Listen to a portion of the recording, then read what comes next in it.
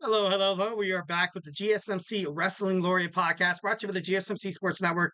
I'm your host, Eric Rodriguez, here every Monday through Friday, 8 p.m. Pacific time, 11 p.m. Eastern time, here to talk about everything in terms of professional wrestling, all the action inside and outside of the ring, all the backstage drama, also injuries, news, and, superstar contract negotiation statuses and stuff like that. We talk about it here on the GSMC Wrestling Laureate podcast for promotions from WWE to AEW, Ring of Honor, TNA, the GCW, also the MLW, New Japan Professional Wrestling, the CMLL. If it makes wrestling news headlines, we talk about it here on the show. So make sure you tune into it. So yeah, 1,010%. Just kind of reflect on what we talked about real quick. We talked about our WWE SmackDown preview. We had our My Thursday Night Wrestling review, and now we're gonna get into some Roman Reigns. Looks like he's in way over his head. But before we do any of that, I want to remind you guys to go ahead and, if you have a burning question or if you have a hot take in terms of professional wrestling or just something you got to get off your mind. And if you're dying to share it here at the GSMC Sports Network, we are all ears. This show is all about keeping the conversation lively and making sure your voice is part of the mix. So do not be shy. Drop your chats inside that, drop your thoughts inside that chat. And if you really want to make sure your question or comment gets noticed, why not use that super chat? Just hit that $sign below the chat box. Send in your message, and it's guaranteed to get featured on the show. Plus, it's a great way to support our channel. Your super chats obviously help us a lot, guys. It helps us keep the lights on, and it brings you even more awesome wrestling content that you guys love so much. We are absolutely so grateful for each and every one of you guys here at the GSMC Sports Network who joins us daily on the network. Your support makes all the difference. So let's keep the conversation going. Send in those super chats, those super stickers, because you guys are super awesome. And together we'll make the show bigger, better, and stronger than ever. And like I always say, if I have not, and if the super chat thing is not your thing, we are still at the GSMCpodcast.net. Hit up that tips and donations link. Tell me what you like. Tell me what you don't like. Go ahead and Superman punch that like and subscribe button to the show. Follow the show. Follow the network here at the GSMC Sports Network. We do love a lot of peace, love, and positivity. So don't be afraid to go in and hit that button. Let's go and talk about our next segment. We're going to have Roman Reigns, basically, in way over his head. So as soon as I turn this off, there we go. I don't know why it's not playing. Bam, bada boom. All right, so let's go ahead and do this. Roman Reigns right now, ever since returning, hitting that impactful spear, kind of cementing his legacy, telling that Solo Sikoa, like, hey, dude, I'm not going anywhere. If you want to fight me for this tribal chief, if we want to fight in tribal chief combat, I'm open for it. 1,010%. The ending of SmackDown last week was huge. It was a huge foreshadowing, in my opinion. Roman Reigns is basically fighting an impossible battle, and he needs alliances. He needs alliances, and right now, if you're Roman Reigns, it's gonna be a little frustrating. So obviously, you came back after losing the title to Cody Rhodes at WrestleMania, and now you kind of have to restore those bridges that you burned when you were the tribal chief. Paul Heyman joined Sam Roberts.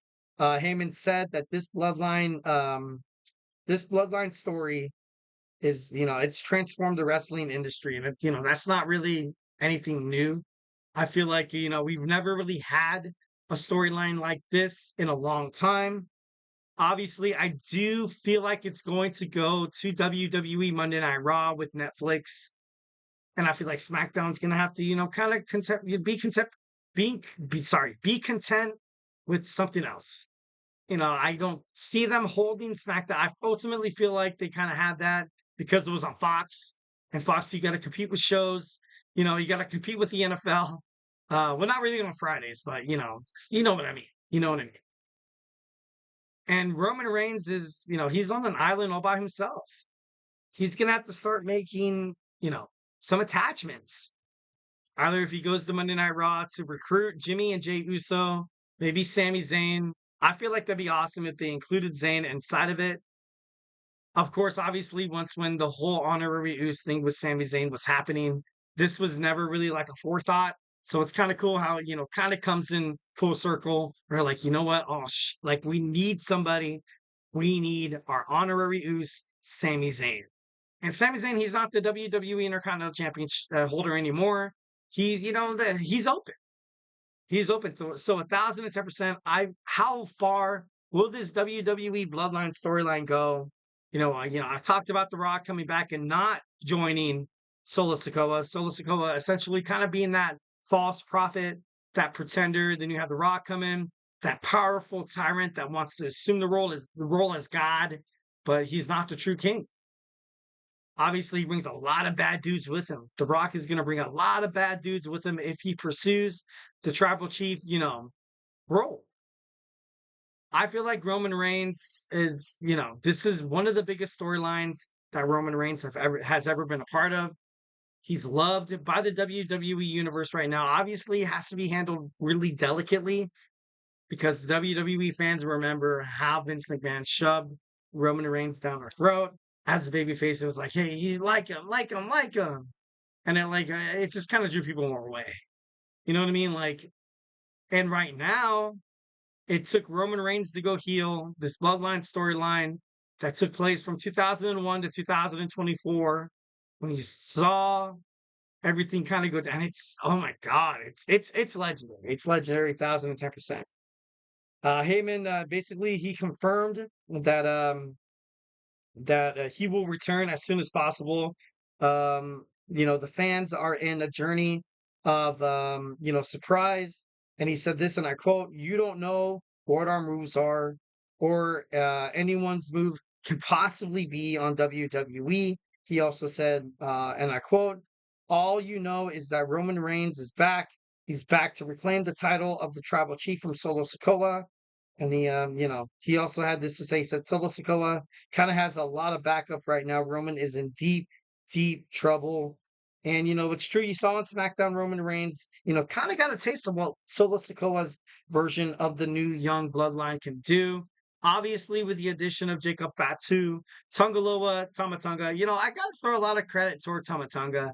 I feel like out of, besides Jacob Fatu being absolutely impressive as hell, probably being the tribal chief in and himself, it's I feel like they deserve a lot of credit. They deserve a lot of credit. Tungaloa, kind of rubs me the wrong way a little bit.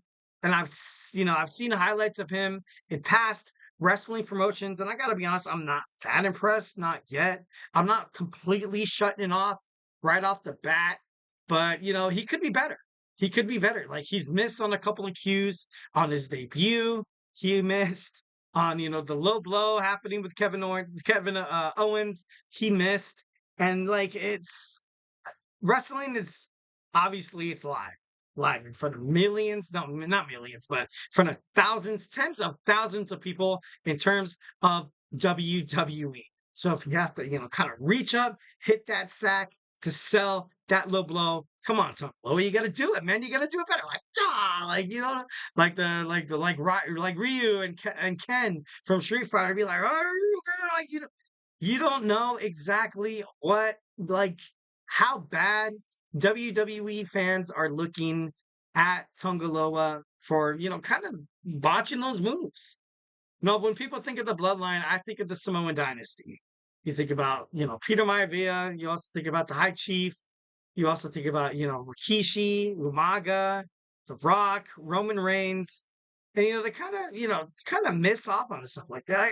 Obviously, you're gonna get lashback, and in this new day and age of the digital era and social media, if you mess up, you're gonna hear it. You're gonna hear it. So definitely, Instagram, TikTok, Facebook, whatever. You see reels, and they're like, you know what? I don't think Tungaloa is real, dog. But it could be interesting to find out what goes on moving forward. So on SmackDown, like I said, Reigns did get a taste of what Solo Sikoa's new version of the Bloodline. Jacob Fatu is probably the true difference maker on the Bloodline, 1,010%. We also still have people, kind of waiting in the wings. We still have the damn near 7-footer Hikuleo from New Japan Professional Wrestling waiting to make a debut. Heyman spoke about how the Bloodline storyline is barely in the third inning, and he kind of compares it to like a cinema, which made me think of overall like Netflix. Netflix. That's the reason why WWE Monday Night Raw feels so comfortable about this TV streaming television deal with Netflix because they can do it. The way that they're having this storyline between the Bloodline, it's kind of like I don't know if any of you guys watch Peaky Blinders on Netflix, kind of like the family and stuff like that, kind of going out there, watching each other's backs. A lot of betrayal, a lot of people trying to be Thomas Shelby and, couldn't necessarily live up to the hype like you saw Michael, like, and it's like, kind of something like that. Like you have a show that you could be like, you know what? If The Rock's going to be on Netflix, basically we have a free Netflix show. They signed a deal with WWE, so they don't necessarily have to pay The Rock, kind of separately. And The Rock is actually part of WWE right now. He's the chairman in terms of TKO Holdings.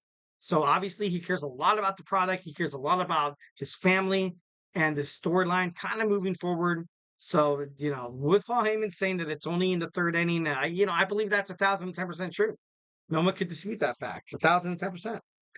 And next he said, and I quote, trying to find the word of what we are doing becomes difficult because we weren't doing anything that was defined by conventional descriptions within the realm of professional wrestling and the sports entertainment. Heyman said it's not about insulting the audience's intelligence. The storyline is absolutely resonating with the fans. A resurgence in WWE reflected its ratings, ticket sales, and television deals. And the fans are basically they're excited. They're excited, and they are paying more attention to detail. And he said this in the last quote. Paul Heyman said, "Every single solitary moment, every frame we're in, has a meaning behind it." And that's true. Like that's something that I kind of thought about once when Triple H took over WWE. I was like, Triple H, although he is kind of letting go of a lot of superstars, I ultimately feel like he's kind of creating a WWE where everybody kind of has their own say, kind of has their own storyline, not just jobbers, kind of throwing themselves in matches and having pointless matches. Every match you see on WWE serves a purpose. And if it doesn't, then they're like, you know what, go out there and spread your wings. Maybe you can get, a deal from AEW, which what happened with Ricochet. And I feel like 1,010% departing was mutual. I feel like there was a lot of respect in terms of that. Ricochet was a huge Triple H kind of guy. Ricochet was ultimately messed up during the Vince McMahon era before Triple H took over, and it's gonna bite them in the ass. You're gonna see AEW pick up a lot of new, ratings and stuff like that, and it's I don't know, it's just not good. It's just not good. But overall, for Ricochet joining AEW, he belongs there. It's gonna be great. It's gonna be great. All right, guys. So we talked about Roman Reigns in way over his head on WWE SmackDown. Now we're going to talk about my AEW All In predictions. Grab your favorite drink, grab your favorite snack, and join me after this commercial break. So, hey, do not go anywhere.